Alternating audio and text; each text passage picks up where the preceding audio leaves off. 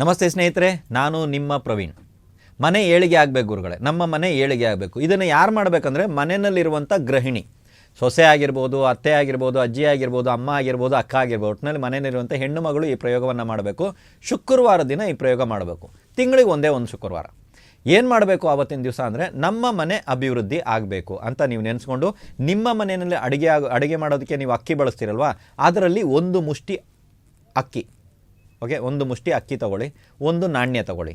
ಇದೆರಡನ್ನೂ ಇಟ್ಕೊಂಡು ನೀವು ಹತ್ತಿರದಲ್ಲಿರುವಂಥ ಯಾವುದಾದ್ರು ಹೆಣ್ಣು ದೇವರ ದೇವಸ್ಥಾನಕ್ಕೆ ಹೋಗಬೇಕು. ಅಲ್ಲಿ ಯಾವುದಾದ್ರೂ ಒಂದು ಜಾಗದಲ್ಲಿ ದೇವ್ರಿಗೆ ಕೊಡಬಾರ್ದು, ಅಲ್ಲಿ ಯಾವುದಾದ್ರು ಒಂದು ಜಾಗದಲ್ಲಿ ಯಾರು ನೋಡದಿರುವಂಥ ಸಮಯದಲ್ಲಿ ಅಕ್ಕಿ ಮತ್ತು ಆ ನಾಣ್ಯವನ್ನು ಅಲ್ಲಿ ಇಟ್ಟು ನಮ್ಮ ಮನೆ ಅಭಿವೃದ್ಧಿ ಆಗಲಿ ಅಂತ ಬೇಡ್ಕೊಳ್ಳಿ.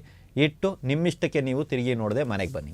ತಿಂಗಳಿಗೆ ಒಂದು ಸಲ ಈ ಪ್ರಯೋಗವನ್ನು ಮಾಡಿ. ಮನೆ ಹತ್ತಿರದಲ್ಲಿರುವಂಥ ಹೆಣ್ಣು ದೇವರ ದೇವಸ್ಥಾನಕ್ಕೆ ಹೋಗಬೇಕಂದ್ರೆ ಇಲ್ಲ, ದೂರದಲ್ಲಿರುವಂಥ ಹೆಣ್ಣು ದೇವರ ದೇವಸ್ಥಾನಕ್ಕೆ ಮಾತ್ರ ಕನಿಷ್ಠ ಪಕ್ಷ ನೀವು ಹೋಗಲೇಬೇಕಾಗುತ್ತೆ.